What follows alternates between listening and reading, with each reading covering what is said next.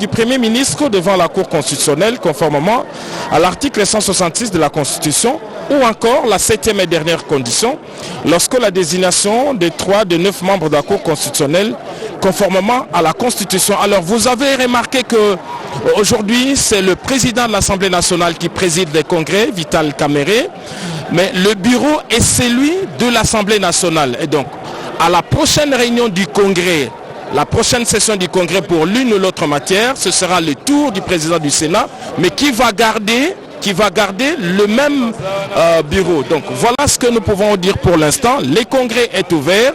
La première partie protocolaire de l'ouverture vient de se faire. La deuxième, ce sera, Mami il est là, celle de pouvoir recevoir le président de la République.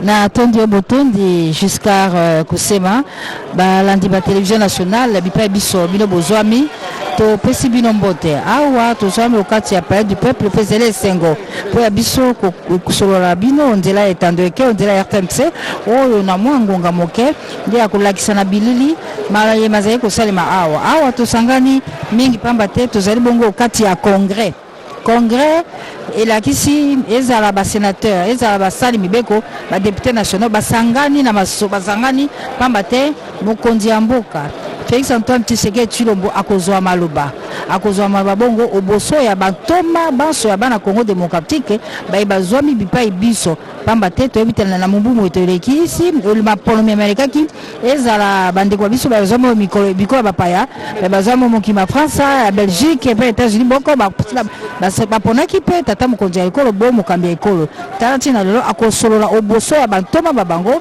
pe akoyebisa na bango lolenge kani akotambisa masolo to pe mosala moyen toyebi te Gode Kabundi mokonzi akoloba nini po aza tozali komitumisa akobeta masolo ya nini ya nani toyoki pe lisolo balobi buku wa mibeko basala mwa révision nde balozolo baka na lokota ya français akolobela mpenza nini bongo Gode Kabundi bandeko babiso bazali kolanda biso onzela ya RTNC mi mpenza bazali mokati ya Grand Kasai mpona na kananga malandi wa nshinga mujima yo balengela chikapa masaba pe lisusu na bandeko ya biso kuna na Kasai yebisa na biso limbola na biso maye kumunene ekolo alengeli kosala lelo ape nini tozwami ya Gode Kabundi Mamu ilela iafa mukajo wa bena kasansa nje jadikila bana bamwena Kongo bonso bwa seturi bakula mapa munzubu munena wa mayuki uri babigila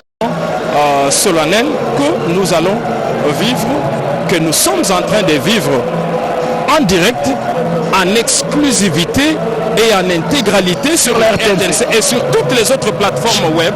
Vous allez sur le site web de la RTNC, vous pouvez suivre cette cérémonie en direct. Peut-être que les téléspectateurs n'ont pas vu le président du Congrès, le président de l'Assemblée nationale, Vital Kamerhe, et Jean-Michel Samalou Kondé ont fait le déplacement juste vers l'entrée au moment où on nous propose, merci beaucoup la réalisation, on nous propose les cortèges présidentiels qui se dirigent vers le palais du peuple où nous y sommes. Dans quelques minutes, nous avions vu la première dame qui est arrivée. Giscard avait pleinement raison. Aussitôt la première dame arrivée, ça sera bientôt l'arrivée du président de la République ici au niveau du palais du peuple. Donc d'un moment à l'autre, il va devoir rejoindre la distinguée première dame dans un de ses bureaux ici au palais du peuple, avant bien sûr les motards les motards sont déjà fait leur entrée. Le président de la République aussi va arriver d'un moment à l'autre. On a vu le comité restreint qui va l'accueillir, mais d'abord il devrait traverser la haie d'honneur. La haie d'honneur, il va passer en revue le détachement de la République républicaine. On va chanter l'hymne national en ce moment lorsque le président de la République pour tout le monde. Attendez. Non.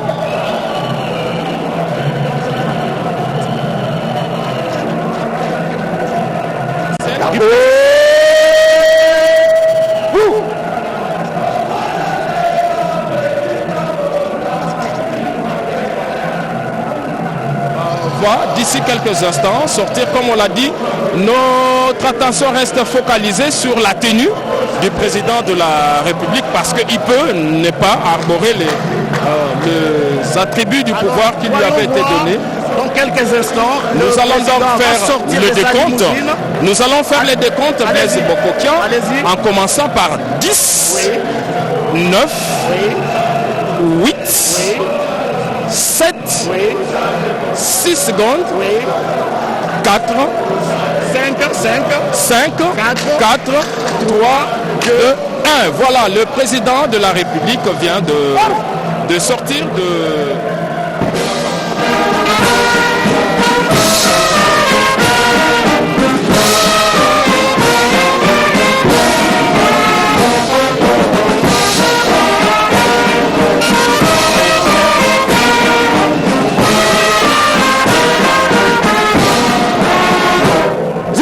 Chef de l'État. Chef de l'État.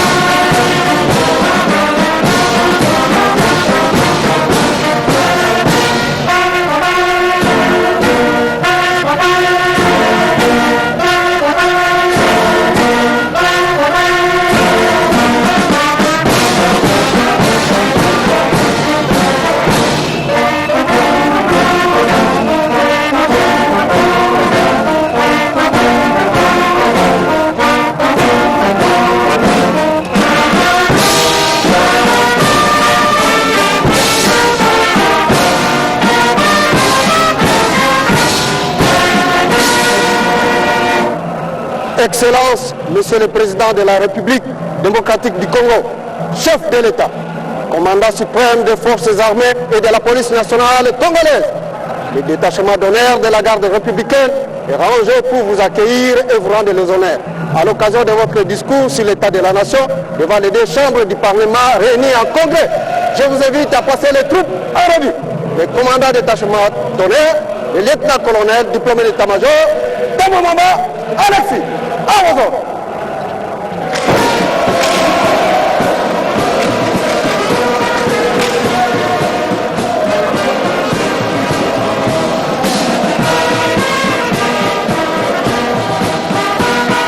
Voilà, Giscard Koussema, le président a bel et bien porté son costume croisé, et comme d'habitude pour cette cérémonie. Très élégant, comme il a toujours été. Je rappelle que lors de son grand oral, le tout premier de cette année, c'était le jour de l'investiture. Le président de la République avait arboré les attributs du pouvoir qui lui avaient été donnés par le chancelier des ordres nationaux, mais aussi par le président de la Cour constitutionnelle. Là, il est en train de passer le tout en revue. C'est un moment solennel. Et lorsqu'on aura fermé les bancs, c'est alors qu'il va prendre les marches et venir maintenant auprès du comité restreint d'accueil qui va l'accompagner d'abord dans cette photo de famille et puis se retirer dans ses bureaux et laisser tous les publics entrer avant qu'il ne se présente pour son discours sur l'état de la nation Blaise Bokokian. Voilà, très chers téléspectateurs, on revient. Il y a une caméra. Il y a une caméra. Gaylor Kimpangui est déjà là, qui va prendre le président de la République. Je crois que J.R. Diakadi va prendre, voilà, il est là. Il salue le président du Sénat, Jean-Michel Samaloukonde. Regardez le président qui s'achemine vers le bureau du Congrès. Oui. Il a hâte en tout cas de parler. Oui. La population a hâte également de parler. Pour l'instant, le président de la République va la photo de famille. La photo de famille avec les deux membres du bureau avant qu'il ne se retire et laisser les autres rentrer dans la salle avant que lui ne vienne dans les 5 minutes qui vont suivre. Il se retire pour rejoindre la très distinguée première dame dans l'un de ses bureaux ici au niveau du palais du peuple. Autour de nous, je crois que c'est l'occasion pour nous également, Blaise Bokokia, de tout voir décrocher et rejoindre Mamie Lela et Godé Kabundi au niveau. Merci très chers téléspectateurs.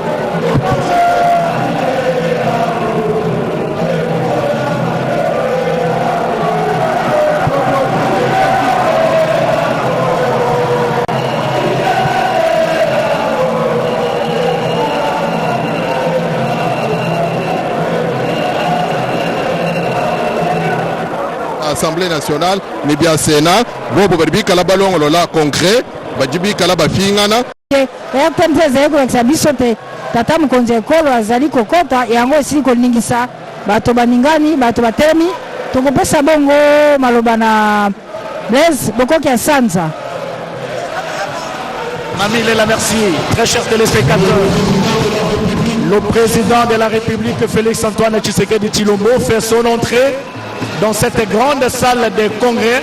On attendait que lui, les membres du bureau du congrès sont debout, tous debout, pour accueillir le chef de l'État. Sa tendre épouse, la première dame, était déjà dans la salle. Il fait son entrée, il va devoir rejoindre son fauteuil présidentiel là où il est installé, Giscard Koussema. D'un moment à l'autre, les choses sérieuses vont commencer. Mais il faut souligner que grâce aux efforts fournis par le président de la République, le budget de l'État, avec la première ministre et le gouvernement, le budget de l'État est passé de 16 milliards à 18 milliards aujourd'hui. Et le ministre d'État, ministre du budget, Meboji Sangara, nous dit qu'il est encore possible, l'année qui suit, de constater un accroissement des tailles et grâce justement aux efforts dans la gestion du budget. Jules Alingue Tekei nous l'a dit également parce qu'il participe à cette patrouille financière. Ça fait partie des actifs du président de la République et ça mérite d'être souligné. Alors là, le public est debout, comme vous le voyez, et improvise même un chant à l'honneur du président de la République. Ça fait partie de l'ambiance. Ce n'est pas un hymne national, mais c'est un hymne du parti. Le public est debout et bientôt ce sera le tour de l'hymne national avant que la session ne commence. Là, c'est la ferveur, la jeunesse et cette ferveur, cette jeunesse qui a toujours accompagné le président de la République dans tout ce qu'il fait et qui parfois bouscule les protocoles. Et pour rappeler chaque fois au président de la République les engagements de son parti, les partis présidentiels et même des attentes de la population. Lorsque vous décortiquez le contenu de ces chants de gloire, c'est ça qui donne du tonus un peu de la ferveur à ces militants qui sont toujours là mobilisés et qui encouragent le président partout. Et donc nous ne pouvons que constater ces changements protocolaires qui rentrent dans les habitudes désormais. Merci Giscard. Nous saluons les efforts fournis par l'inspecteur général des finances, M. Gilles Alinguetti, au travers de sa patrouille financière, afin de surveiller tous ceux qui se donnent le vilain plaisir de mal gérer la chose publique.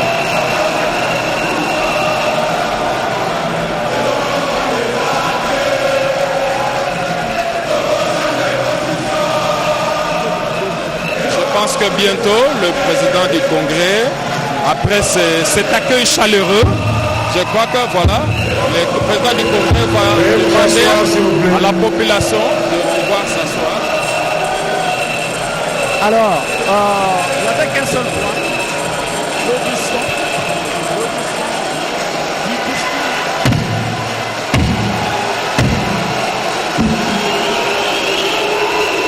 La séance est reprise et nous demandons au public au balcon d'observer les consignes du règlement intérieur. Donc vous devez maintenant vous taire et attendre le message de son Excellence, Monsieur le Président de la République. Honorables membres du Congrès et chers collègues, l'ordre du jour de la présente séance appelle les points ci-après. 1. Adoption de l'ordre du jour. 2. Audition du discours de son Excellence, Monsieur le Président de la République sur l'état de la nation.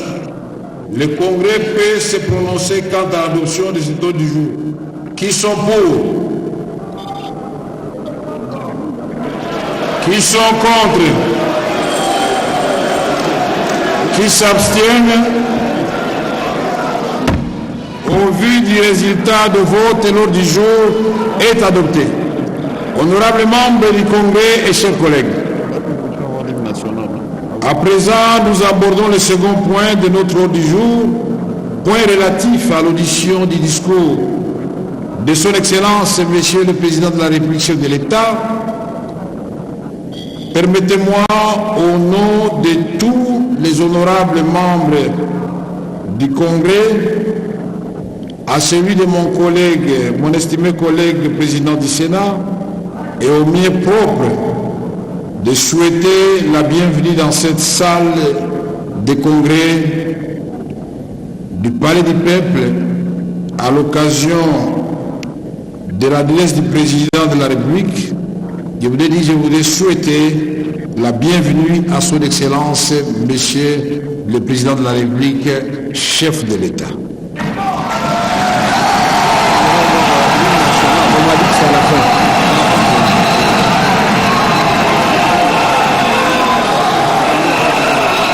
Excellence, Monsieur le Président de la République, chef de l'État, qu'il vous plaise de prendre la parole pour votre message à la nation.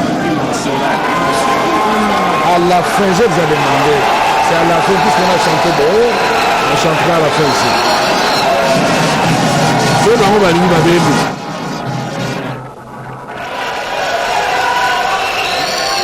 Attendu la partie importante de cette cérémonie. Le président va prendre la parole pour s'adresser à la nation devant les deux chambres du Parlement réunies en congrès. On écoute le garant de la nation.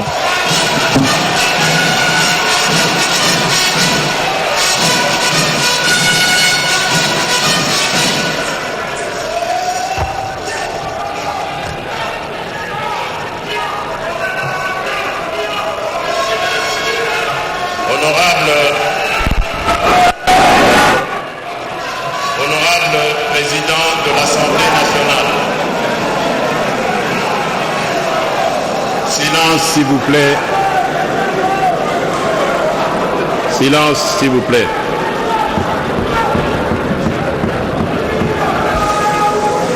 Honorable président de l'Assemblée nationale, de ce secteur hautement stratégique pour notre souveraineté.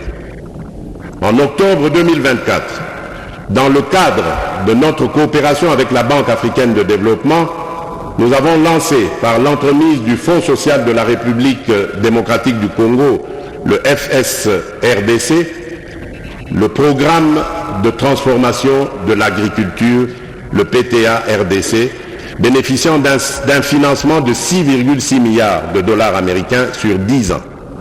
En outre, avec le soutien financier de la Banque mondiale, je salue la mise en place du registre national des agriculteurs, l'opérationnalisation d'un système d'assurance agricole face aux risques récurrents, ainsi que l'appui offert à plus de 30 000 ménages agricoles en matière d'accès aux semences et aux équipements aratoires dans le cadre du Programme national de développement agricole, le PNDA. Honorables président de l'Assemblée nationale, honorable président du Sénat, honorables députés nationaux et sénateurs, distingués invités, mesdames et messieurs, mes très chers compatriotes, ces interventions mises en œuvre grâce aux ressources externes fournies par ces deux partenaires multilatéraux ainsi que d'autres acteurs, notamment les agences du système des Nations Unies et des partenaires bilatéraux, revêtent une importance cruciale.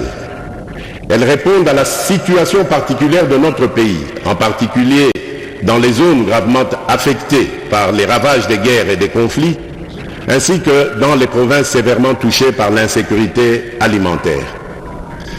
Dans cette dynamique de redressement et de développement agricole, des initiatives concrètes et prometteuses sont en cours. Ces efforts s'appuient également sur des expériences réussies, telles que celles menées par le service national à Kanyamakasese, dans la province du Haut-Lomami, qui illustrent le potentiel d'une approche intégrée et collaborative pour renforcer la production agricole nationale. Lors de ma récente visite à Kanyamakasese, j'ai pu mesurer l'ampleur des progrès réalisés. Sur ce site, près de 5000 hectares de maïs ont été emblavés durant la campagne agricole en cours et seront récoltés dès le début de 2025. Avec un rendement prévu de 5 tonnes par hectare, c'est environ 25 000 tonnes de maïs qui s'ajouteront aux 2500 tonnes déjà entreposées. De plus, le cheptel bovin. Le cheptel bovin du service national à Kanyamakasese, parti de 1000 bêtes, en compte aujourd'hui 5000, témoignant ainsi de l'essor remarquable de ce programme. Cette expérience exemplaire mérite une attention particulière. La duplication de ce modèle dans d'autres provinces, en étroite collaboration avec les gouvernements provinciaux, constitue une piste d'action prometteuse. Elle repose sur la valorisation des talents de nos compatriotes, autrefois marginalisés, mais aujourd'hui transformés en véritables bâtisseurs de la nation. Cette démarche,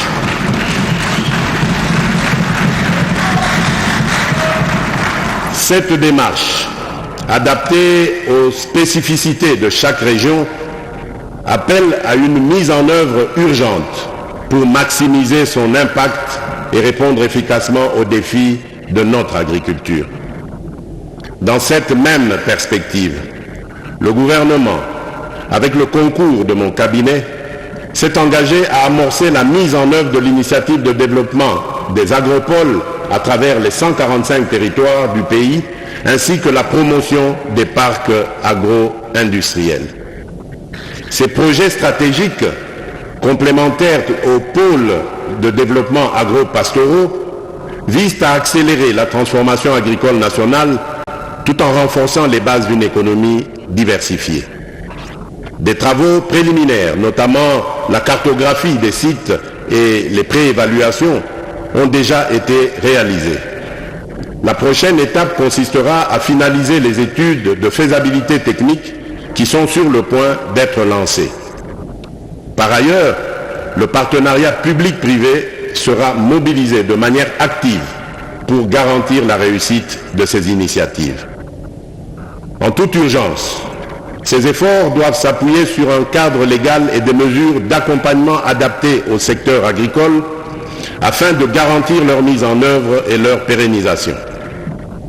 Concrètement, il s'agit de la promulgation d'ici fin mai 2025 de la loi agricole et de la loi semencière, ainsi que de leurs mesures d'application, de l'établissement du cadastre agricole et des plans d'aménagement et d'affectation des terres, de l'opérationnalisation du Fonds national d'entretien des voies navigables et ferroviaires, de la mise en place d'une base de données unique recensant tous les acteurs du secteur agricole, du renforcement de la coordination grâce à une cohérence accrue entre les projets et programmes agricoles et une synergie renforcée avec les secteurs connexes pour plus d'efficacité et d'efficience. Ainsi, je consacre l'année 2025 au parachèvement de ces réformes afin que la gouvernance agricole permette enfin à ce secteur de libérer pleinement son potentiel. L'autosuffisance alimentaire ne doit plus être un simple slogan, mais devenir une réalité.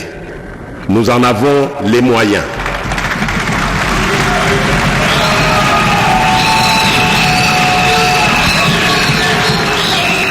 Conscient du rôle crucial de la pêche et de l'élevage dans la diversification de notre économie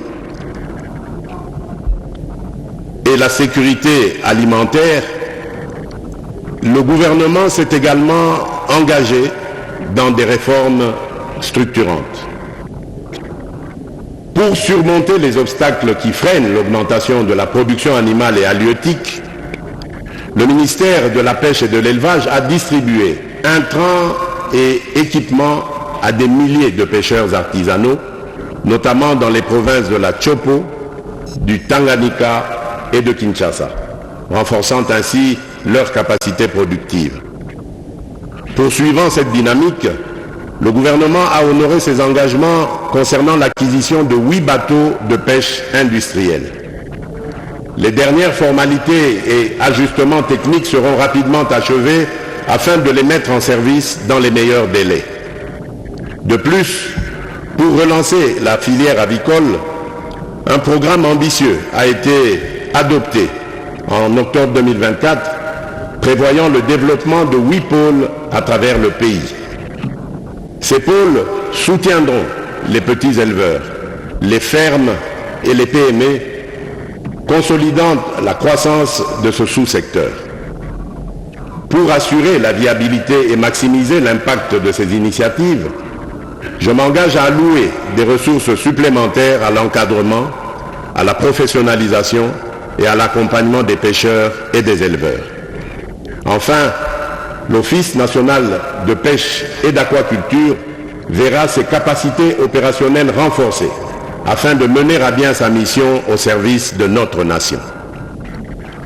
Honorable président de l'Assemblée nationale, honorable président du Sénat, honorables députés nationaux et sénateurs, distingués invités, mesdames et messieurs, mes très chers compatriotes, le développement de notre secteur agricole ne se réalisera pleinement que si les conditions indispensables sont réunies dans les zones rurales.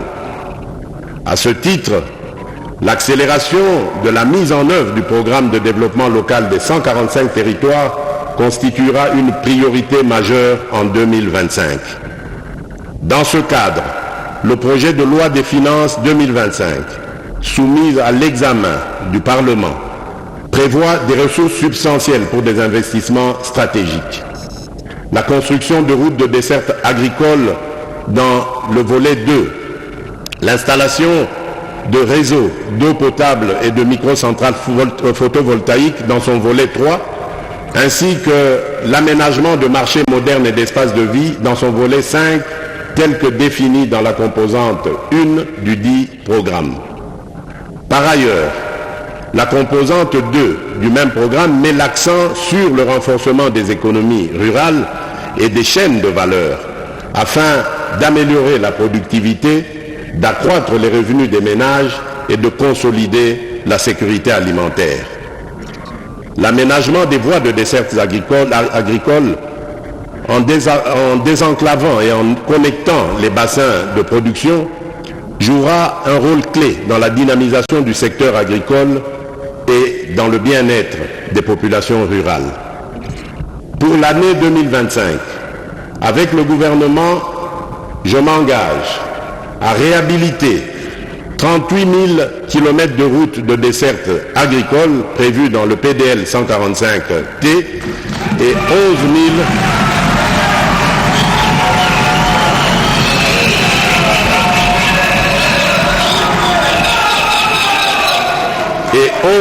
423 km de routes prioritaires supplémentaires en un an, en déployant des brigades routières dans chaque province pour un entretien régulier.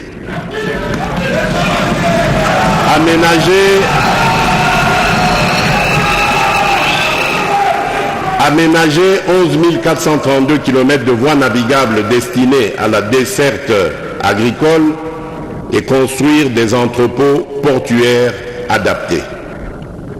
Honorable président de l'Assemblée nationale, honorable président du Sénat, honorables députés nationaux et sénateurs, distingués invités, mesdames et messieurs, mes très chers compatriotes, un pays qui investit est un pays qui croit en son avenir.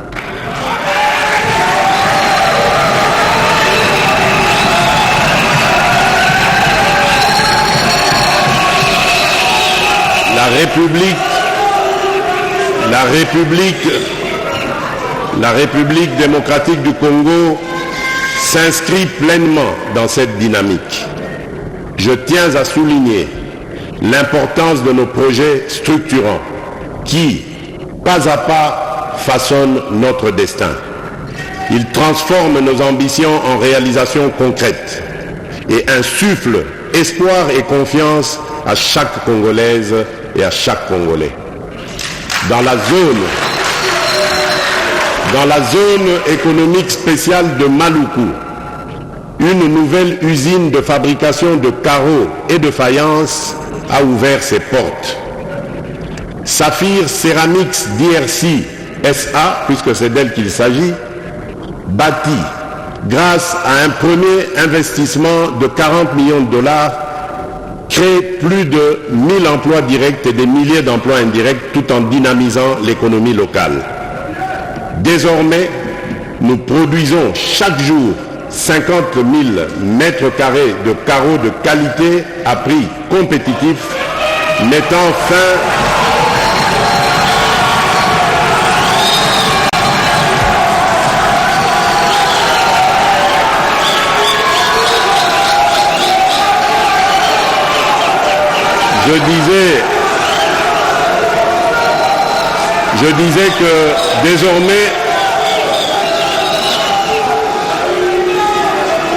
Je disais que désormais, nous produisons.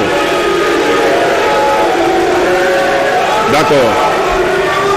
Désormais, nous produisons chaque jour 50 000 mètres carrés de carreaux de qualité à prix compétitif, mettant fin à l'importation et renforçant.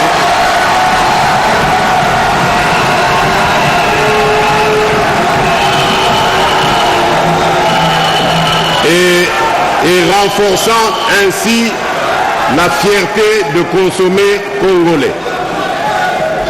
À proximité de là, Varon Beverages RDC SARL, franchise de Pepsi Cola, a lancé la production de boissons gazeuses avec une capacité de 1,2 million de bouteilles par jour.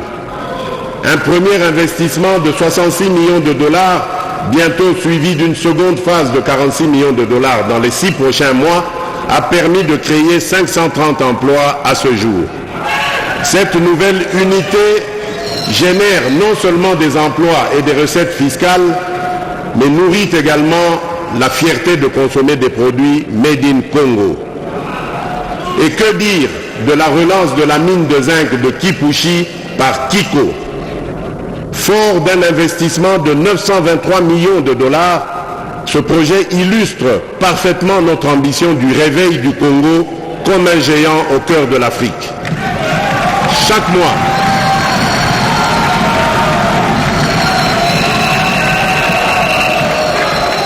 chaque mois, 45 000 tonnes de concentré de zinc sont produites, soit 540 000 tonnes par an, faisant de Kipushi la plus grande mine de zinc d'Afrique et l'une des plus modernes du monde. Plus de 900 emplois directs ont déjà été créés, avec une masse salariale annuelle avoisinant 48 millions de dollars, et des projets de transformation locale du zinc sont en cours, ajoutant encore plus de valeur et d'opportunités. Ce ne sont là que quelques exemples de projets qui fleurissent aux 4 coins du pays. Des routes, des ponts, des écoles, des hôpitaux, sans oublier la modernisation de nos aéroports, Bangboka aujourd'hui, et bientôt Kolwezi, Mbujimai, Kananga, Bunia, ainsi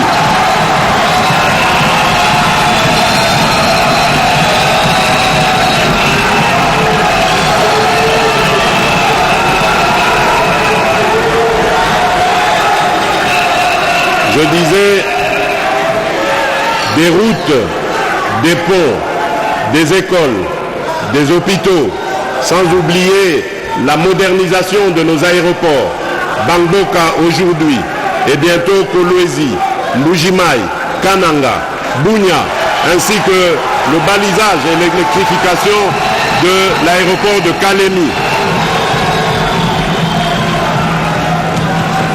La République démocratique du Congo est un immense chantier, un pays en mouvement qui se construit un avenir radieux. Mesdames et messieurs, ce n'est que le début. Notre belle République démocratique du Congo poursuit sa marche en avant et l'avenir nous réserve encore de nombreux succès et autant de raisons d'être fiers.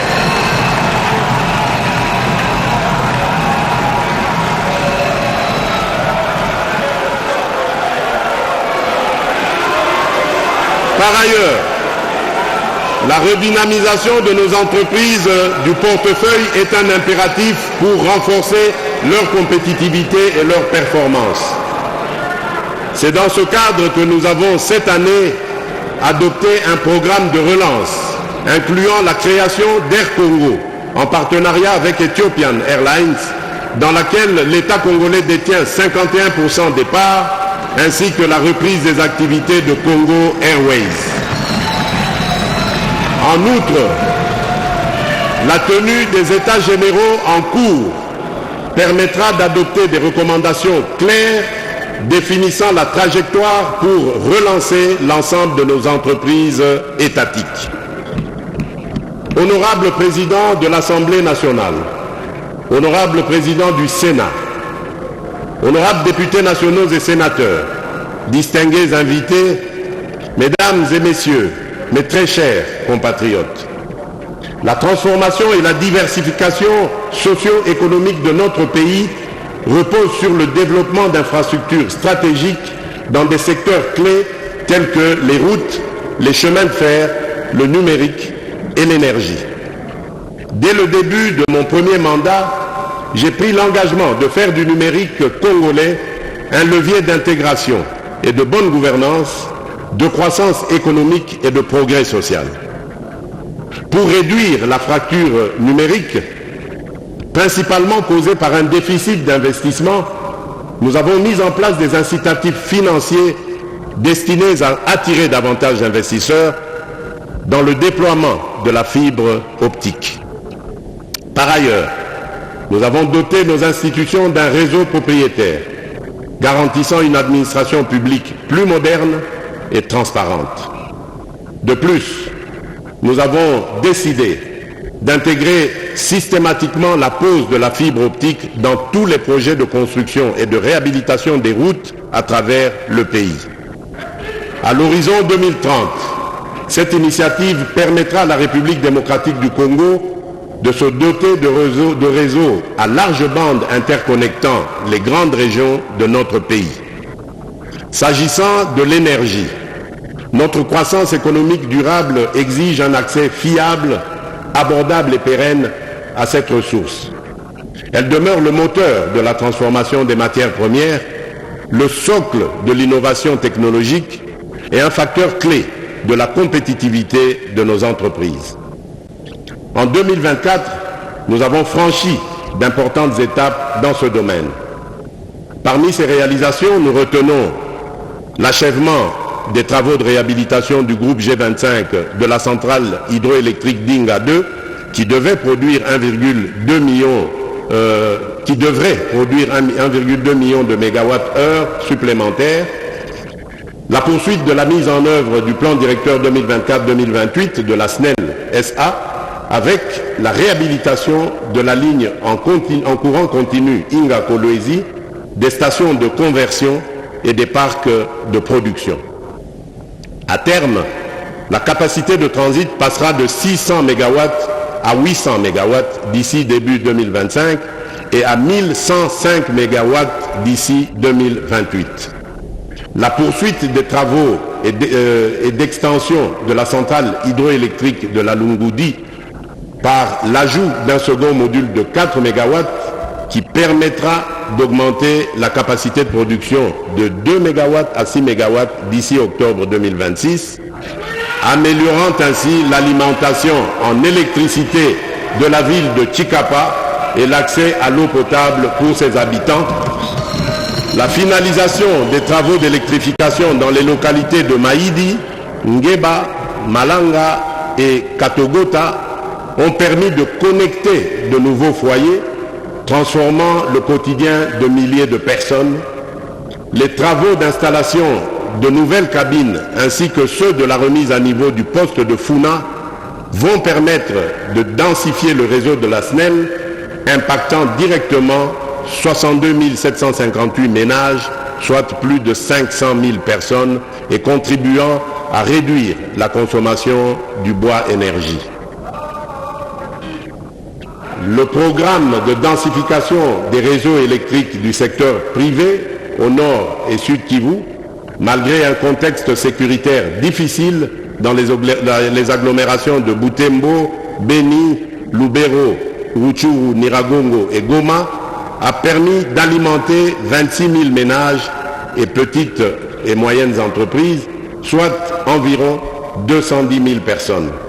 Le démarrage des travaux de réhabilitation sur les groupes G23, G24 et G26 de la centrale Dinga 2 permettra à terme de produire 2 millions de mégawattheures supplémentaires pour soutenir la demande croissante et améliorer la desserte.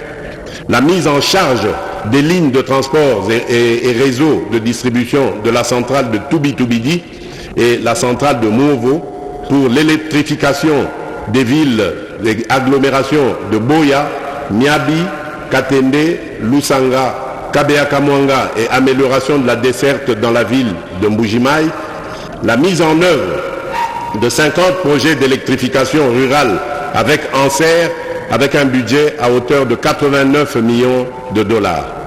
Ces projets permettront de connecter plus de 47 400 ménages et d'alimenter des activités à usage productif d'énergie ainsi que d'autres activités économiques. 9 projets de construction de centrales solaires sont en cours d'exécution à Bongandanga, Bassankusu, la périphérie de Mbujimaï, la périphérie de Kananga, Uvira, Luebo, Chilenge, Katanda et Mweka. La fin des travaux est prévue pour cette fin d'année 2024. Une capacité de 13,7 MW crête va bénéficier à 205 500 ménages. 26 projets de construction de centrales solaires enregistrent des taux d'exécution appréciables et pourront être potentiellement livrés au premier et deuxième trimestre 2025.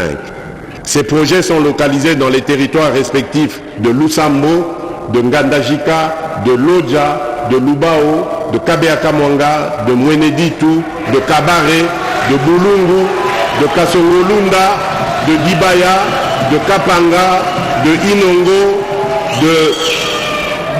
de Miabi, de Tchela, de Buta, de Walungu, la périphérie de Kinshasa, Masisi, Banalia, Kabinda, Luiza, Demba, Bondo, Walikale, Bosobolo et Idiofa.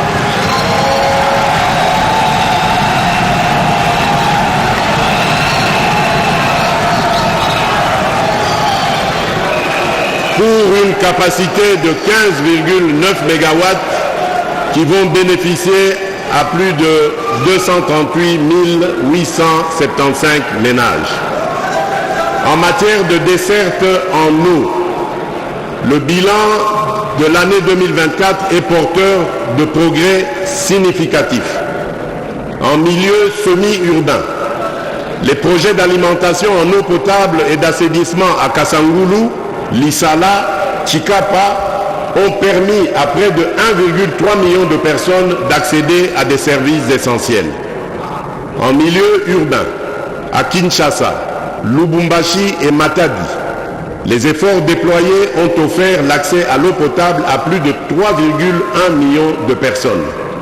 À Kinshasa, la mise en service du module 2 de l'usine de traitement d'eau d'Ozone, avec une capacité de 110 000 mètres cubes par jour, a permis d'étendre l'accès à l'eau potable à 1,8 million de personnes supplémentaires. Ces avancées marquent des étapes cruciales vers l'amélioration des conditions de vie de nos populations et renforcent notre engagement à garantir un accès équitable aux ressources essentielles. Honorable Président de l'Assemblée nationale, Honorable Président du Sénat, honorables députés et sénateurs, distingués invités, Mesdames et Messieurs, mes très chers compatriotes, la modernisation de la fonction publique demeure un pilier essentiel de nos réformes pour renforcer la gouvernance et améliorer l'efficacité de l'administration publique. C'est un enjeu crucial pour répondre aux attentes de nos citoyens et accompagner les priorités nationales. Un État fort et prospère repose sur des hommes et des femmes intègres, porteurs d'un sens élevé du devoir. La qualité de ses ressources humaines est le socle de son efficacité, car c'est à travers elle que l'État agit, inspire le respect et se rend utile. Je tiens à exprimer ma satisfaction pour les avancées réalisées depuis le début de mon premier mandat dans le domaine de l'administration et de la fonction publique. Parmi les progrès significatifs, je citerai l'identification biométrique des fonctionnaires, qui a permis pour la première fois dans l'histoire de notre pays de publier des annuaires alphabétiques et numériques des agents des services centraux et des divisions urbaines de Kinshasa.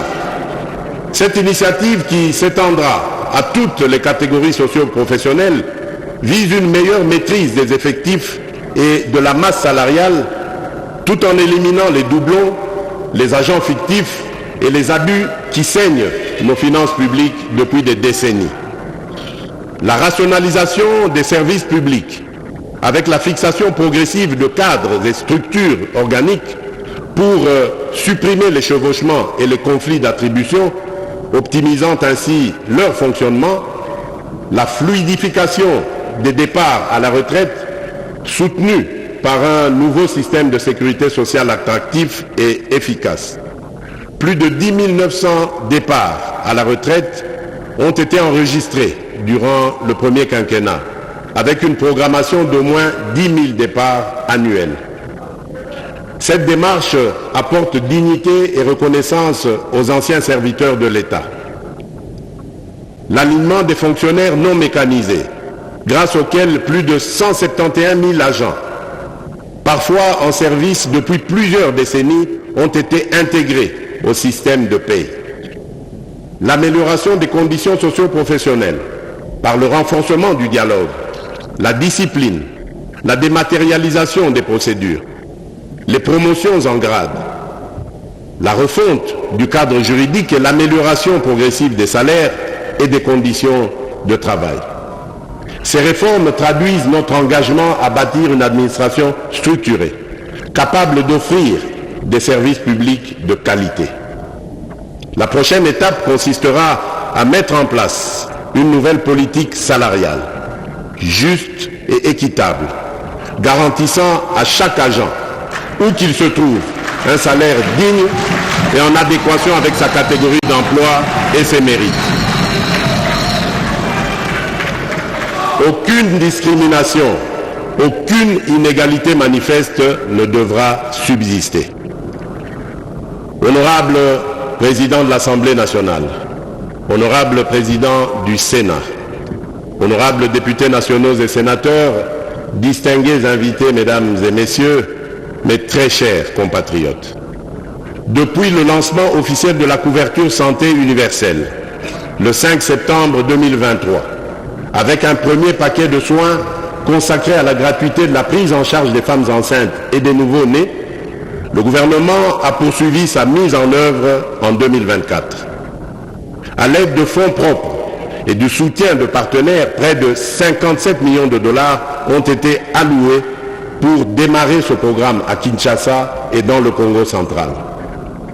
Grâce à un financement supplémentaire de 73 millions de dollars obtenu via la restructuration du programme multisectoriel de nutrition et de santé, appuyé par la Banque mondiale, le programme a été étendu à 11 autres provinces, couvrant désormais une grande partie du pays.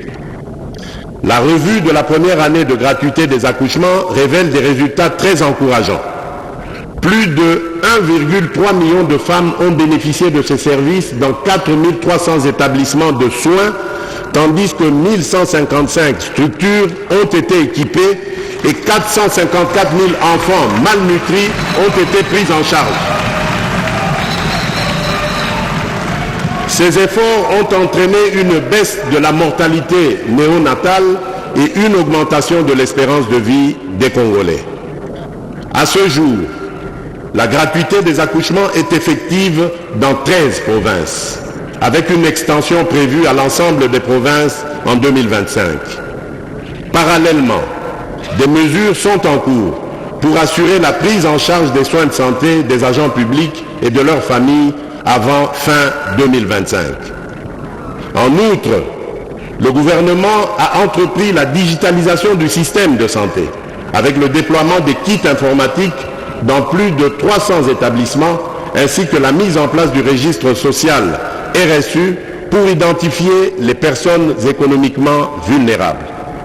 Ce projet, en phase pilote, a déjà enregistré 413 341 personnes, soit 78 739 ménages dans 6 provinces, avec une cible supplémentaire de 31 500 ménages vulnérables dans la commune de Limete à Kinshasa.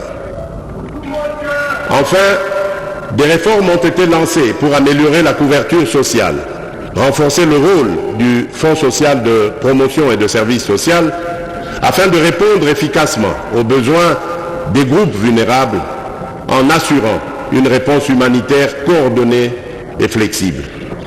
En dehors du pilier prestation des soins, nous avons mis l'accent sur le pilier construction, réhabilitation et rénovation de nos centres de santé et hôpitaux afin d'y accueillir dignement nos populations. À titre illustratif, nous avons construit l'hôpital général de Kinshasa, désormais appelé le centre hospitalier universitaire Renaissance de Kinshasa, d'une capacité totale de plus de 2500 lits, faisant de cet établissement l'un des plus grands hôpitaux d'Afrique centrale, ainsi que la modernisation de celui de la Mouya à Mbujimaï avec 10 bâtiments nouvellement construits. Dans le volet réhabilitation, nous avons rénové et modernisé l'hôpital Jason Sendwe de Lubumbashi, entre autres. De plus, dans le cadre du programme de développement local des 145 territoires, nous avons déjà finalisé la construction de 300 centres de santé répartis sur toute l'étendue du territoire national, dont celui de Mutoa, en périphérie de la ville de Kalemi, déjà équipé, que j'ai personnellement réceptionné lors de mon itinérance dans la province de Tanganyika. Honorables députés nationaux et sénateurs, mesdames et messieurs, dans le cadre des efforts visant à garantir un accès équitable aux soins, une attention particulière est accordée aux personnes vivant avec handicap afin d'assurer leur inclusion et leur droit à des services de santé adaptés et de qualité. Le soutien à cette catégorie de la population constitue un engagement majeur du gouvernement. Cette année, des réformes légales et réglementaires ont été mises en œuvre pour promouvoir leurs droits, notamment avec la création d'un secrétariat général leur dédié. Cela a permis le recrutement de 2000 agents, dont 60% sont des personnes vivant avec handicap ou issus de groupes vulnérables. Par ailleurs, le Fonds national d'appui à l'autonomisation et à l'accessibilité des personnes vivantes avec handicap a été opérationnalisé. Ce fonds finance des projets visant à renforcer leur autonomie et à lutter contre la pauvreté sur l'ensemble du territoire national. En complément, le gouvernement a débuté l'application d'une des résolutions des États généraux de l'enseignement supérieur et universitaire consistant à réduire les frais académiques pour les étudiants en situation de handicap. Concernant le pilier ressources humaines, au cours de cette année, le gouvernement a poursuivi les efforts en vue de la mécanisation et l'alignement du personnel de santé.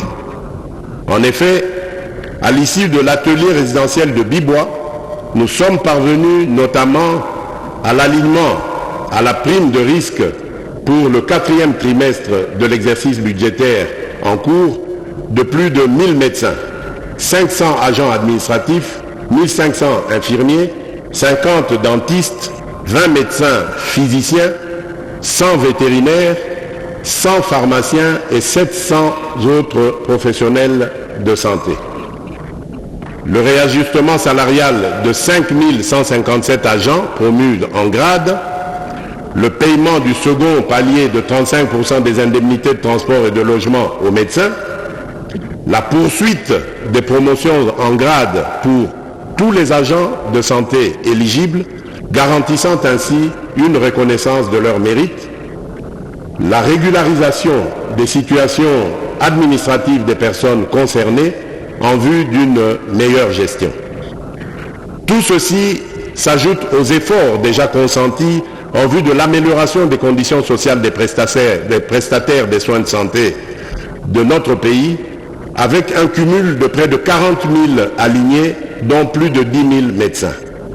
Il convient de noter également que depuis mon accession au pouvoir, le respect de nos engagements, notamment en termes de paiement des fonds de contrepartie des vaccins de routine pour les enfants de moins de 5 ans, se situant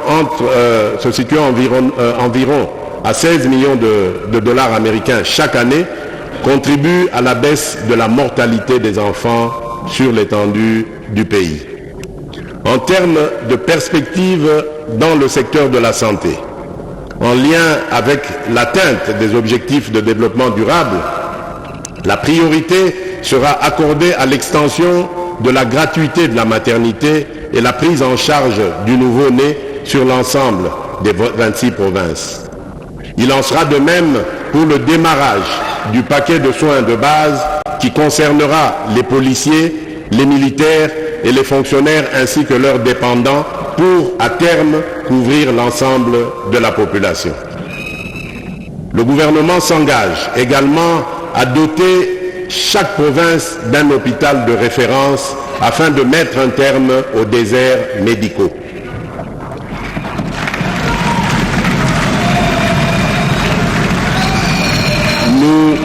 Nous poursuivrons nos efforts sans relâche pour construire un système de santé robuste et résilient, apte à prévenir, préparer et répondre efficacement aux grandes endémies et épidémies telles que le Mpox, le choléra, la tuberculose, le VIH-Sida, le paludisme, les fièvres hémorragiques virales, les infections respiratoires et plus récemment une maladie inconnue affectant la province du Kwango.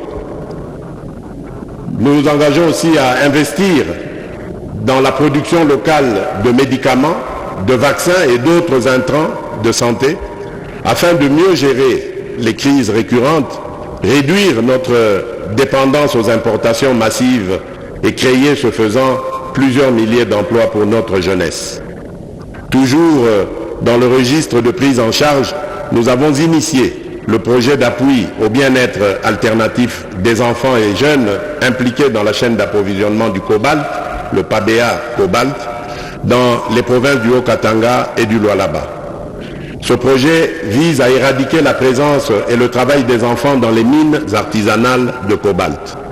À ce jour, 13 587 enfants ont été réinsérés socialement sur les 16 845 identifiés en février 2022 dans les sites miniers artisanaux, soit un taux de réinsertion de plus de 80%. Honorable Président de l'Assemblée nationale, Honorable Président du Sénat, honorables députés nationaux et sénateurs, distingués invités, mesdames et messieurs, mes très chers compatriotes, au-delà des préoccupations liées à la santé, la préservation de l'environnement s'impose comme une priorité stratégique indispensable à la qualité de vie des populations et à la pérennité des ressources naturelles. Les forêts, la biodiversité, les ressources minérales et hydriques figurent parmi les principaux atouts naturels de notre pays, conférant ainsi à la République démocratique du Congo un positionnement économique et géopolitique unique face aux crises environnementales mondiales. La gestion durable de ces ressources, en réponse aux engagements internationaux, représente un impératif pour assurer le bien-être des populations actuelles et des générations futures. La nécessité de convertir ce potentiel en richesse réelle appelle à des efforts accrus et à l'abandon d'une vision limitée aux seules potentialités. Dans cette optique, des réformes significatives ont été engagées, notamment l'organisation des États généraux des forêts, dont les conclusions serviront de base à l'élaboration d'une politique forestière nationale et à l'actualisation du Code forestier. Parallèlement, un processus d'élaboration d'un plan stratégique pour la gestion durable des tourbières a été lancé, visant à protéger cette ressource naturelle tout en générant des bénéfices pour le pays. En outre, le projet de création d'une aire protégée communautaire de plus d'un demi-million de kilomètres carrés, dénommé couloir vert Kivu-Kinshasa, marque un engagement supplémentaire en faveur de la conservation.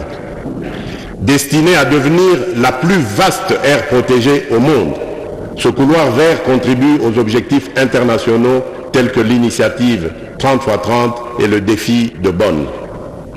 Ce couloir vise à préserver et à restaurer les forêts tropicales humides, les tourbières et d'autres écosystèmes cruciaux, tout en favorisant l'agriculture de conservation, indispensable à la résilience climatique et au développement durable.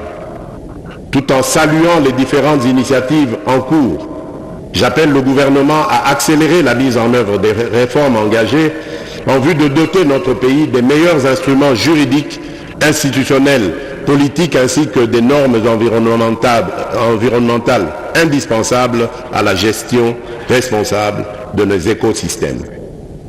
Honorables députés nationaux et sénateurs, mesdames et messieurs, lors de la COP29 sur le climat tenue à Bakou en Azerbaïdjan, les pays développés ont pris l'engagement de mobiliser annuellement d'ici 2035 300 milliards de dollars américains pour financer des initiatives climatiques dans les pays en développement.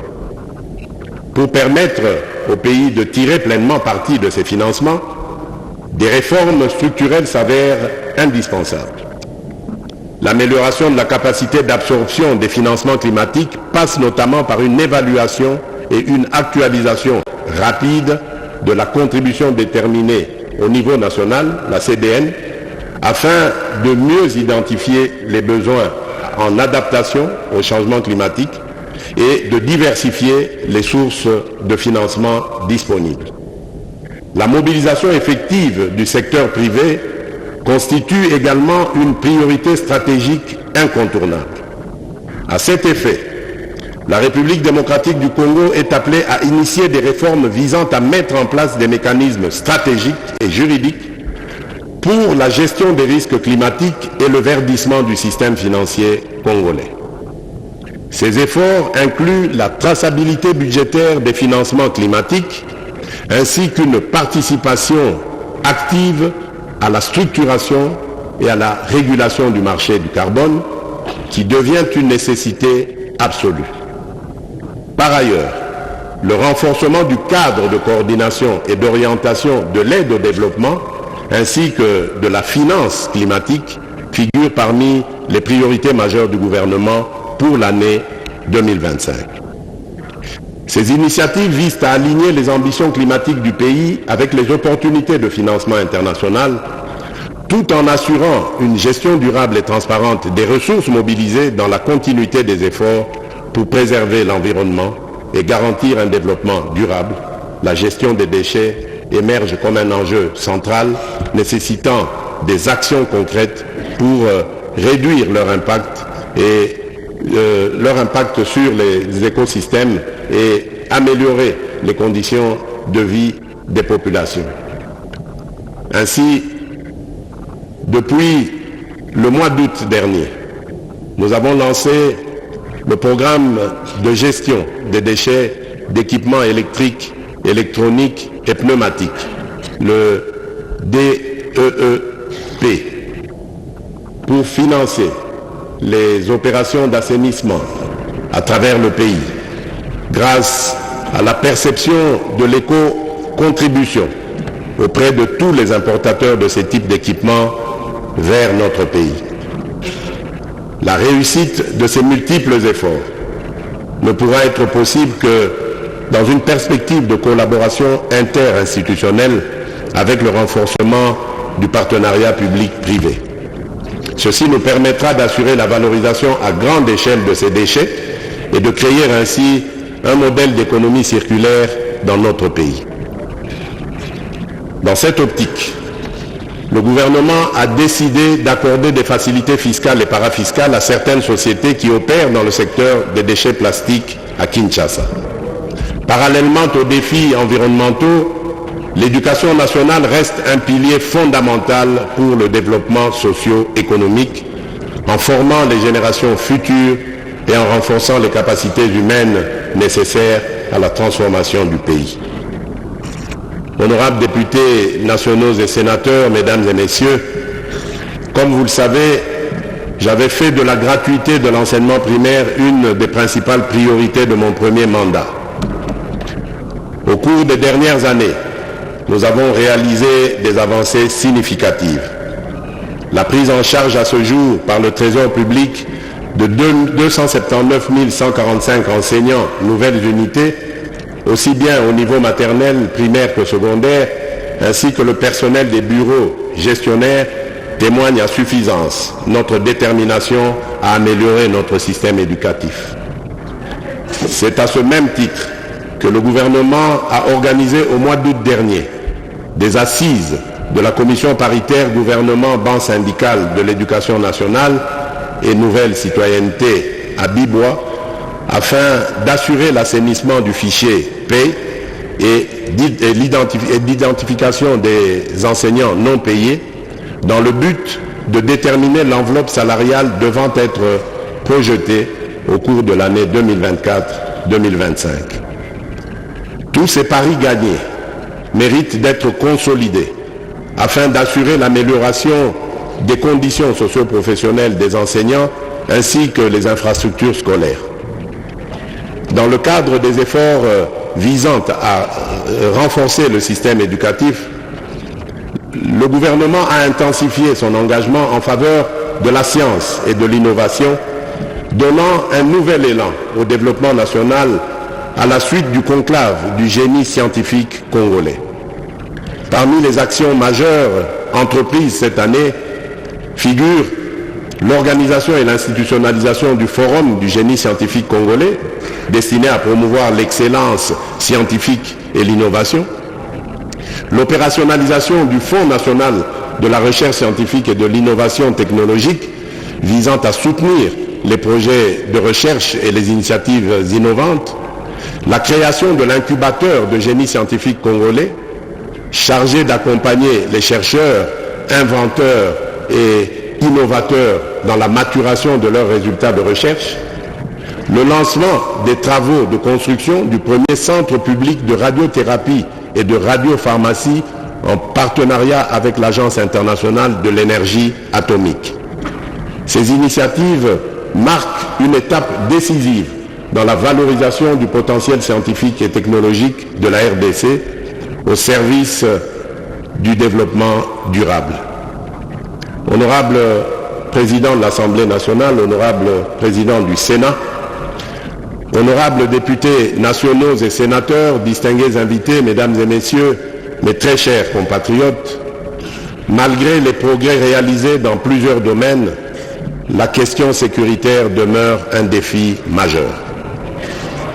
notre pays reste confronté à des rébellions persistantes, dont l'agression de l'armée rwandaise et des terroristes du M23 qui entravent la stabilité nationale, le développement et l'amélioration des conditions de vie de nos concitoyens. Ces ennemis de la République continuent d'occuper une partie des territoires de Rutshuru, Masisi, Nyiragongo et Lubero, provoquant un afflux massif de déplacés internes. Aujourd'hui, près de 7 millions de Congolais vivent loin de leur foyer, faisant de notre pays l'un des pays les plus touchés au monde par ce drame humanitaire. Je tiens à réaffirmer que nos efforts pour leur porter assistance et protection ne faibliront pas. Grâce à la détermination de nos forces armées et au soutien de la communauté de développement de l'Afrique australe, la SADC, nous avons repoussé les agresseurs et leurs supplétifs qui comptaient sur une victoire facile et immédiate.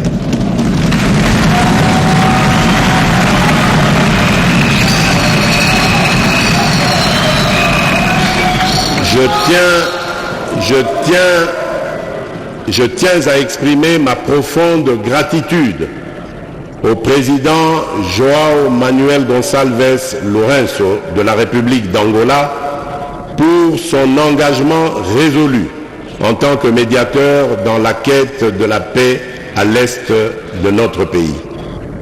Je remercie également la SADC qui vient de renouveler d'une année le mandat de sa mission en République démocratique du Congo, la SAMI-DRC, témoignant ainsi de son attachement au principe de sécurité collective et de son appui dans le processus de pacification. L'opérationnalisation du plan de programmation militaire lancé l'an dernier et poursuivi cette année rendra nos forces armées plus efficaces sur le terrain. J'ai la conviction que cette approche contribuera à rétablir définitivement la paix et à préserver l'intégrité territoriale de notre nation. C'est ici l'occasion de saluer la mémoire de nos vaillants militaires, des forces de résistance, les Wazalendo, et des soldats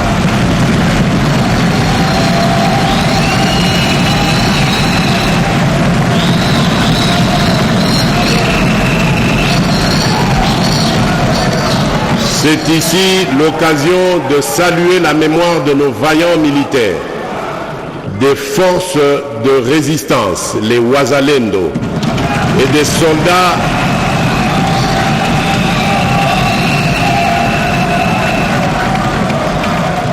soldats de pays amis tombés pour défendre l'intégrité de notre territoire, ainsi que celle de tous nos compatriotes injustement fauchés par la guerre, la violence, la maladie ou les calamités naturelles.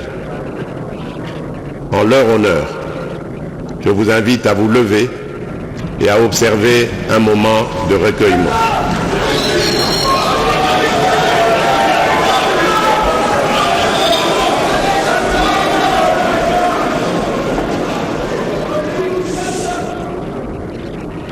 Merci.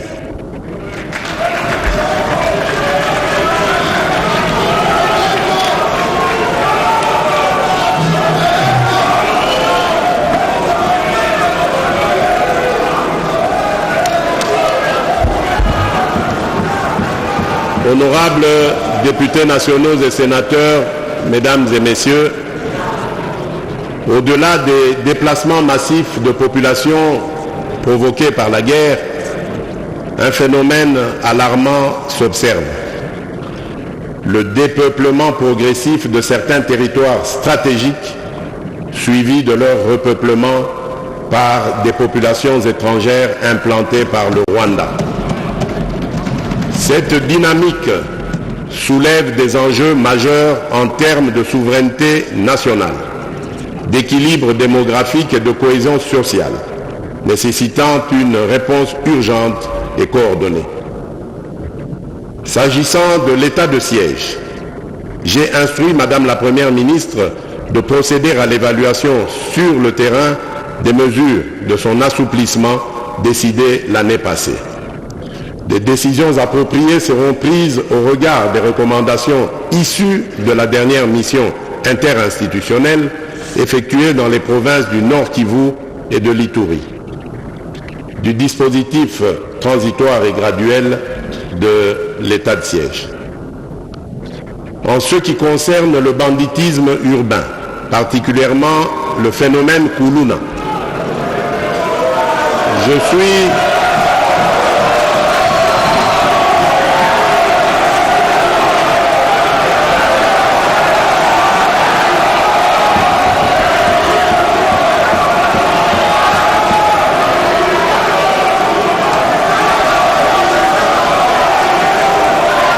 en ce qui concerne le banditisme urbain, particulièrement le phénomène Kuluna, je suis fermement convaincu que, outre le renforcement des moyens des services de sécurité, il est essentiel d'adopter rapidement des mécanismes efficaces de réinsertion pour les jeunes désœuvrés.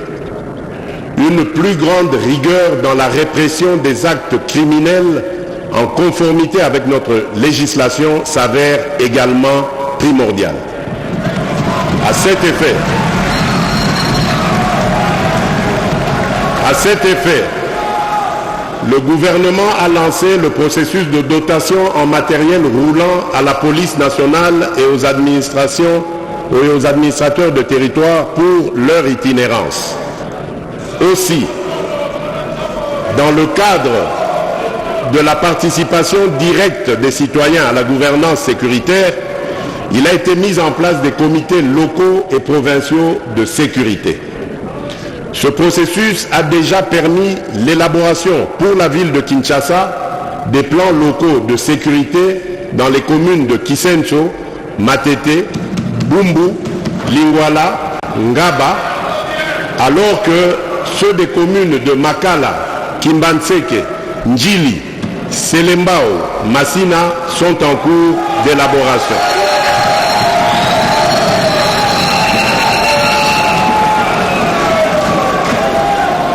Il en sera de même pour les autres villes de la République. Une expérience inspirante a été mise en œuvre à Kanyamakasese, où les Kuluna ont été transformés en bâtisseurs. Au lieu de les considérer uniquement comme des criminels, le gouvernement a choisi d'engager ces jeunes dans des projets de développement communautaire. En les intégrant dans des initiatives constructives, nous avons non seulement réduit la criminalité, mais également redonné un sens à leur vie en leur offrant des opportunités de travail et de réinsertion sociale.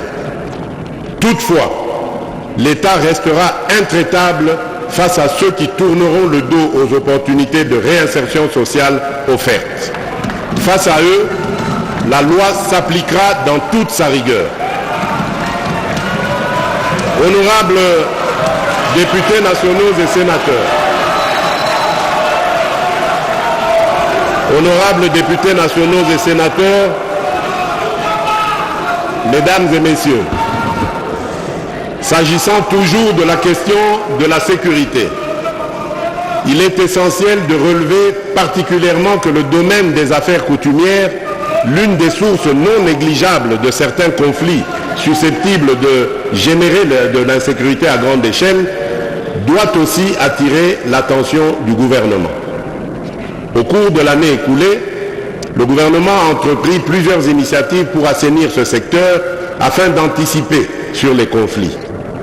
Parmi ces initiatives, on peut noter le lancement d'une vaste opération pour résorber les crises nées des litiges d'origine coutumière. Une politique nationale de prévention et de règlement des conflits coutumiers a été validée le 13 octobre 2024, marquant le début des réformes importantes, y compris le renouvellement des commissions consultatives de règlement des conflits coutumiers à travers le pays. La tenue des audiences foraines à Kinshasa les 4 et 5 novembre 2024 et à Goma le 14 novembre 2024 pour traiter les conflits coutumiers et communautaires. Ces initiatives se poursuivront dans d'autres provinces par le ministère en charge de la question. Les activités de médiation et de réconciliation menées à ce jour dans les provinces du Sud Kivu, du Mai-Ndombe, de la Chopo et du Tanganyika, en vue de pacifier les zones touchées par des conflits intercommunautaires. La certification des entités coutumières pour contribuer à la régulation de leur administration et à la mise en place de données fiables pour la gestion de ce secteur. La reconnaissance des chefs coutumiers par la signature d'arrêtés ministériels collectifs en vue de renforcer la sécurité juridique et rétablir l'autorité de l'État. Le projet pilote de reconnaissance et régularisation de plus de 350 chefs coutumiers au Haut-Ouélé, envoyant un signal fort aux autres provinces sur l'engagement du gouvernement à toucher toutes les entités coutumières, la protection et la promotion des droits des peuples autochtones qui demeurent une priorité dans notre programme. Les affaires coutumières sont un pilier de notre société et un vecteur de paix. En renforçant le rôle des chefs coutumiers et en améliorant la gestion des affaires coutumières, nous contribuerons à la stabilité de notre pays et à la cohésion de nos communautés. Mes chers compatriotes, autant avec l'arrivée des éleveurs Mbororo dans le Haut-Ouélé en quête de pâturage qu'avec les diverses communautés ethniques dont regorge notre pays, le contrôle des terres est un problème qui a engendré des tensions entre les communautés locales exacerbées par des conflits liés aux ressources et des actes de pillage. Pour répondre à cette situation, le gouvernement a initié plusieurs actions, notamment le dialogue intercommunautaire, le renforcement de la sécurité, la mise en place de programmes d'intégration, la sensibilisation aux droits et devoirs. Ces mesures visent à apaiser les tensions et à instaurer une coexistence durable entre les communautés visiteuses et les populations locales, tout en garantissant la sécurité et l'équité pour toutes les parties concernées. Honorable Président de l'Assemblée nationale, Honorable Président du Sénat, honorables députés et sénateurs, distingués invités, Mesdames et Messieurs, mes très chers compatriotes, l'un des leviers essentiels pour assurer efficacement la sécurité des personnes et de leurs biens, tout en protégeant les investissements et en favorisant la croissance économique, est la justice. Fidèle aux dispositions de notre Constitution et épaulé par nombre de nos compatriotes qui œuvrent souvent au péril de leur vie, je n'ai jamais ménagé mes efforts pour instaurer un véritable état de droit. Nous partageons l'objectif de disposer d'un appareil judiciaire solide, apte à mettre fin à l'impunité et à garantir l'égalité de tous devant la loi.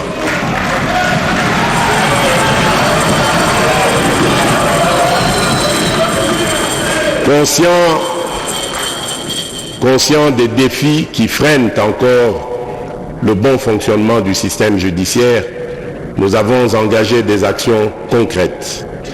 Après le recrutement par voie de concours de 5000 nouveaux magistrats, civils et militaires, un premier contingent de 2500 a déjà été nommé, formé et déployé. Un processus est déjà entamé pour la prochaine vague.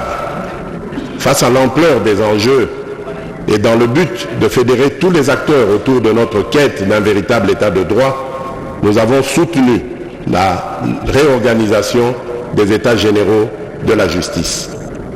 Les recommandations qui en sont issues guideront des réformes structurelles profondes comme l'amélioration des conditions de travail et de la gestion du personnel judiciaire, la construction d'infrastructures juridiques et pénitentiaires respectueuses des droits humains, le renforcement de la discipline au sein de la magistrature et l'intensification de la lutte contre l'impunité.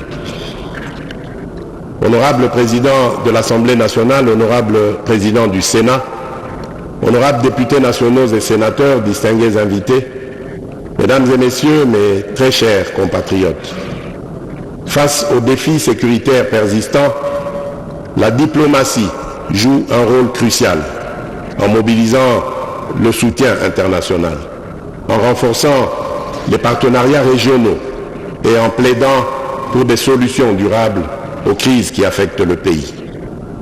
Elle devient un levier indispensable pour appuyer les efforts nationaux et promouvoir la paix et la stabilité dans la région.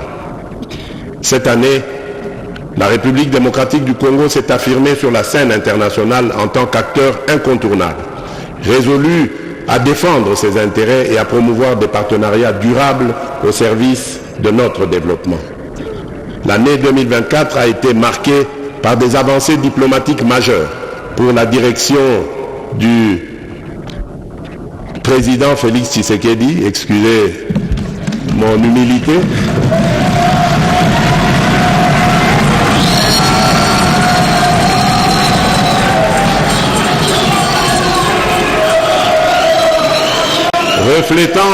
Reflétant l'engagement de la République démocratique du Congo à promouvoir ses intérêts stratégiques sur les scènes régionales, continentales et internationales. Notre élection au Conseil des droits de l'homme des Nations Unies, suivie de notre candidature imminente au Conseil de sécurité comme membre non permanent, témoigne de la reconnaissance internationale de notre engagement pour la paix et les droits humains et nous offre une tribune privilégiée pour promouvoir et défendre les droits humains.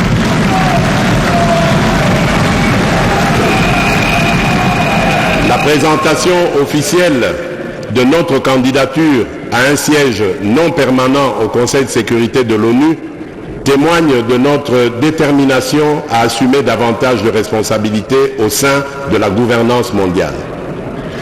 Notre adhésion au Conseil national, au Conseil de paix et de sécurité de l'Union africaine a renforcé la position stratégique de la République démocratique du Congo dans la résolution des conflits africains. En ce qui concerne la MONUSCO, l'adoption d'un plan progressif de retrait priorisant le Sud Kivu, le Tanganyika et l'Ituri marque une nouvelle étape pour une sécurité nationale pleinement assurée.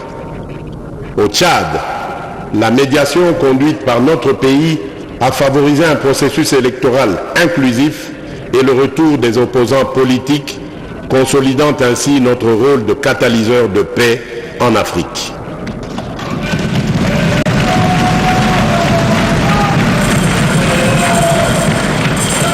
Par ailleurs, notre participation au Forum sur la coopération sino-africaine, le FOCAC, s'est traduite par la signature d'accords clés avec la Chine, touchant notamment les infrastructures, l'énergie et les mines, tout en veillant à une exploitation équilibrée de nos ressources stratégiques, en particulier le cobalt et le cuivre.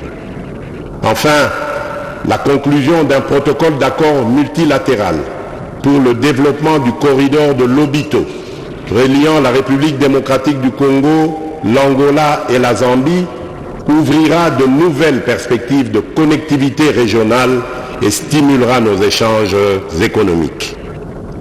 Ces accomplissements ne sont pas de simples distinctions. Ils reflètent notre ambition de participer activement à la construction d'un monde plus juste et plus solidaire. Nos partenariats militaires avec les Nations Unies, notamment à travers la MONUSCO, visent à garantir une transition sécuritaire ordonnée et durable.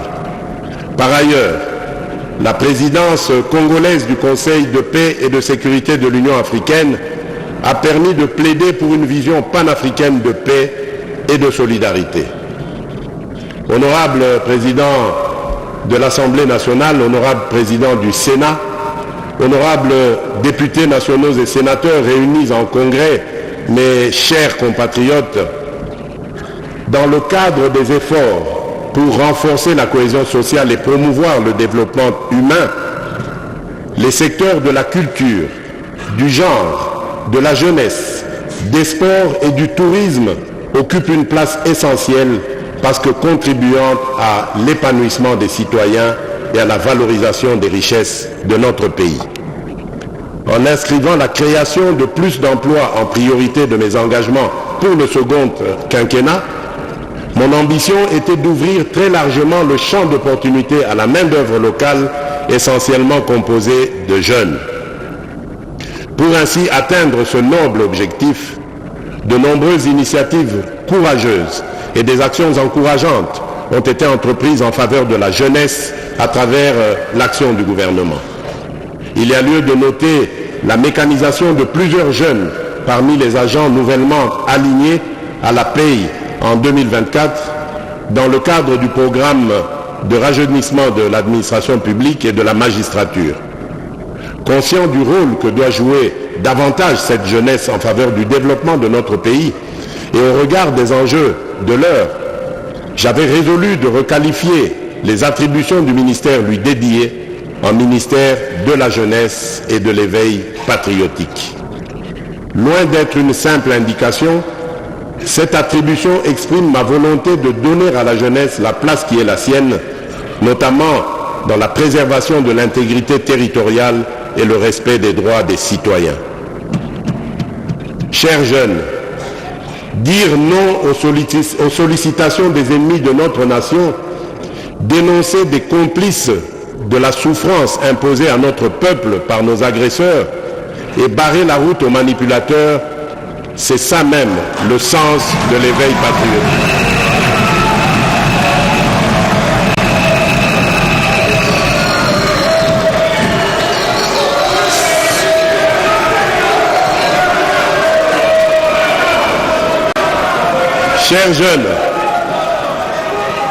Chers jeunes, dire non aux sollicitations des ennemis de notre nation, dénoncer les complices de la souffrance imposée à notre peuple par nos agresseurs et barrer la route aux manipulateurs, c'est ça même le sens de l'éveil patriotique.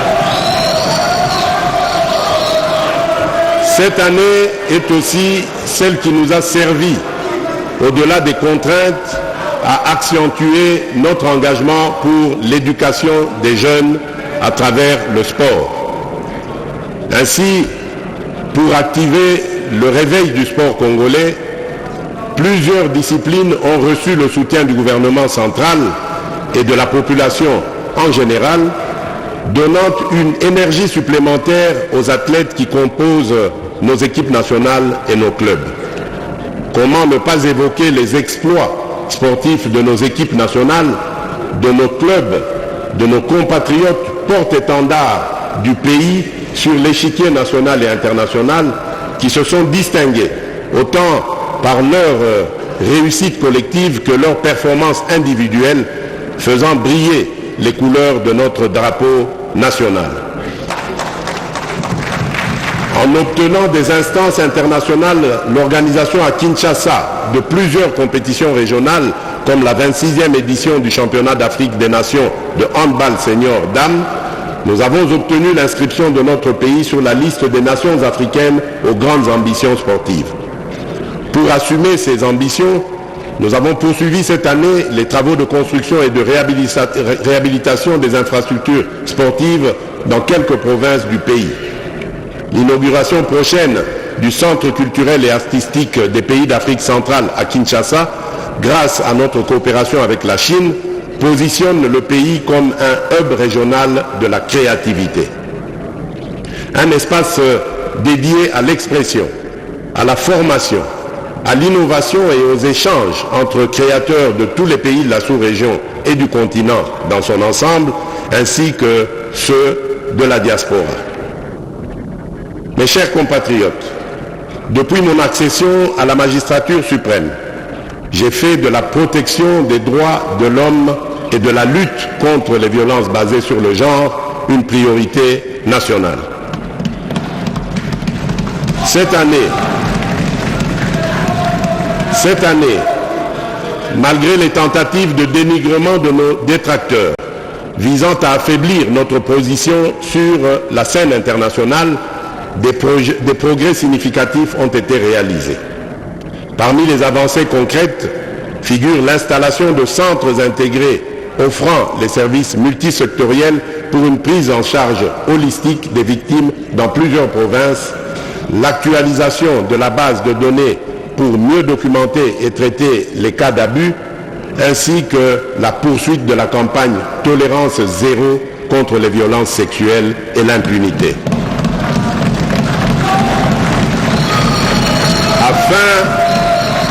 Afin de renforcer le cadre normatif en matière de justice transitionnelle, conformément à nos engagements internationaux, 3 documents majeurs ont été transmis au gouvernement pour examen.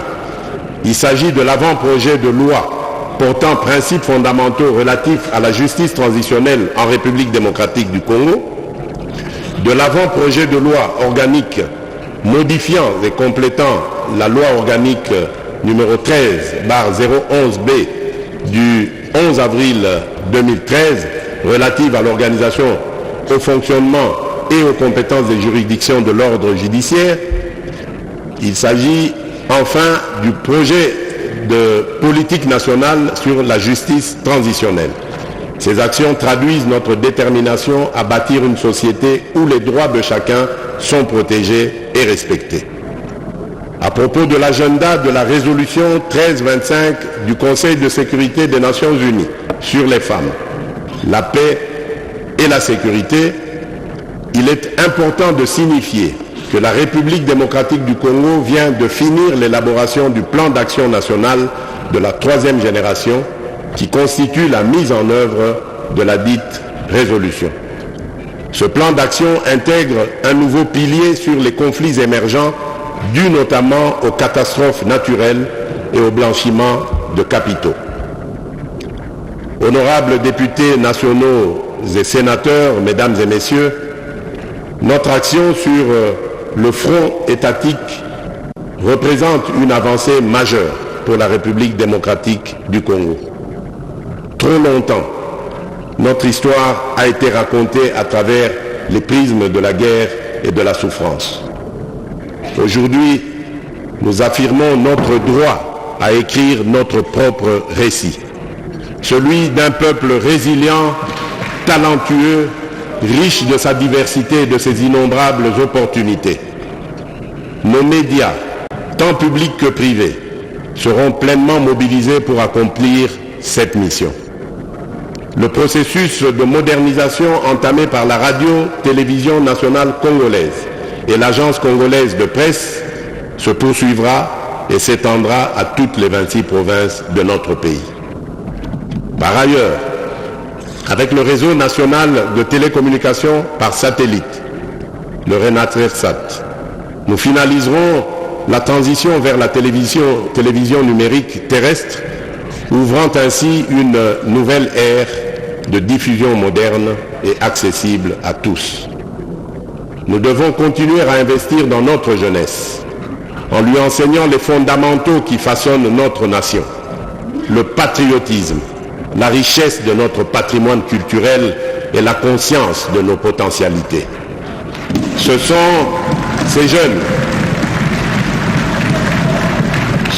ces jeunes, nos éclaireurs, qui porteront demain le récit inspirant de notre pays.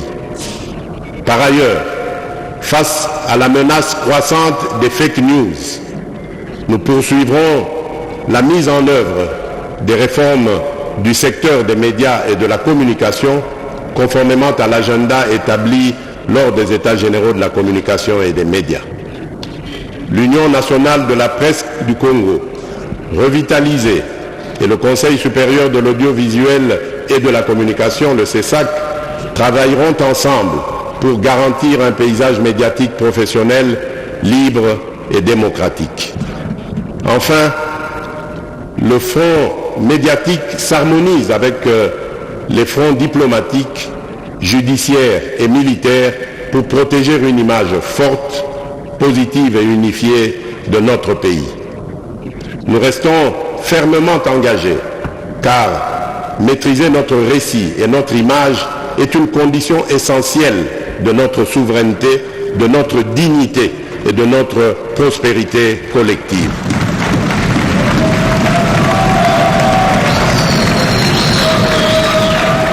Honorable Président de l'Assemblée nationale, honorable Président du Sénat, honorables députés nationaux et sénateurs réunis en congrès, mes chers compatriotes, pour terminer ce discours sur l'état de notre nation, je dois rappeler que cette première année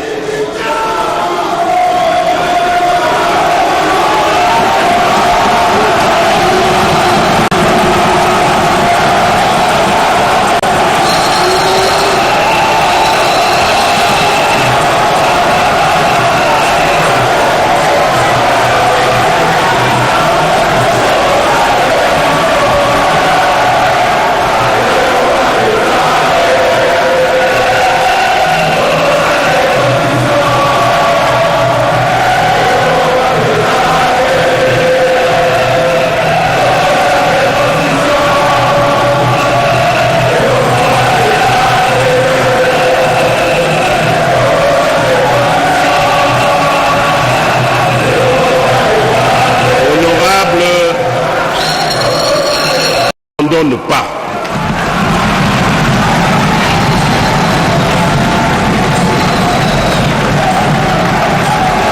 C'est dans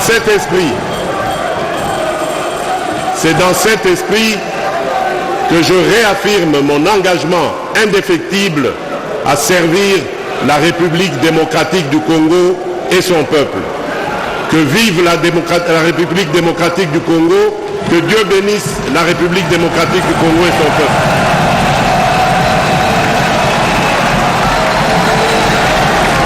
Voilà, très chers téléspectateurs, un discours magistral du garant de la nation, garant du bon fonctionnement des institutions, le président de la République, le chef de l'État Félix-Antoine Tshisekedi Tshilombo. Discours commencé à 12h10 et le discours se termine à 13h05. Chef de l'État, au balcon, nous vous demandons quelques instants de silence.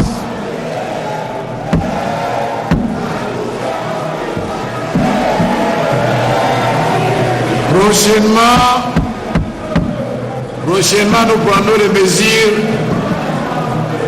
conformes au règlement intérieur. Et ceux qui chantent doivent cesser. Le moment est solennel. Nous devons clôturer en beauté ce congrès. Excellence, Monsieur le Président de la République, chef de l'État, nous venons de suivre avec beaucoup d'attention votre discours sur l'état de la nation. Qu'est-ce que j'allais dire? Votre discours magistral et plein d'espoir sur l'état de la nation. Nous vous en remercions très sincèrement. Nous demandons aux membres du Congrès, sénateurs et députés et au public un standing ovation, des applaudissements pour ce discours plein d'espoir.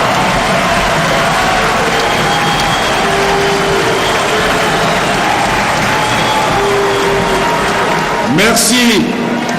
Asseyez-vous, honorables membres du Congrès et chers collègues.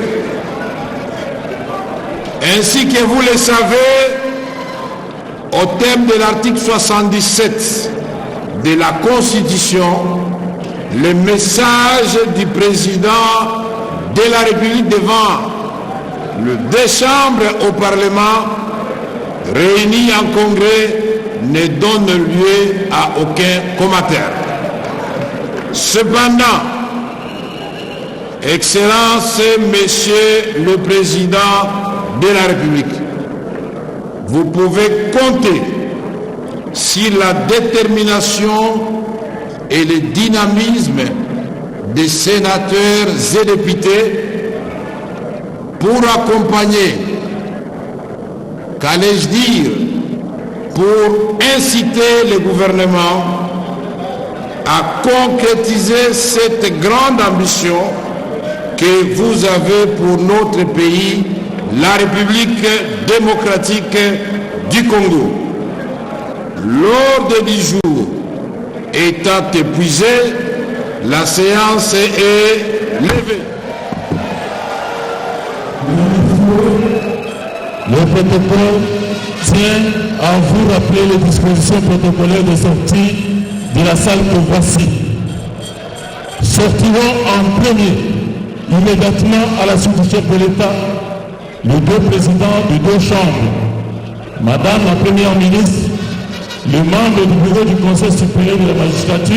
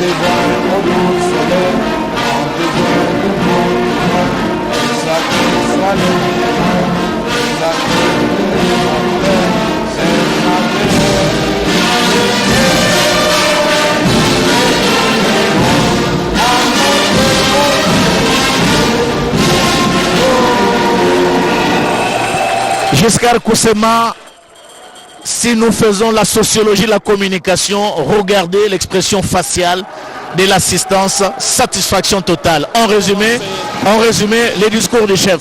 C'est un discours vérité. En 1h40 minutes, le président de la République a balayé tous les secteurs de la vie avec exemples et chiffres à l'appui.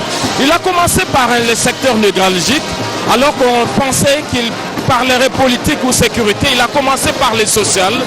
Chiffres à l'appui, exemple.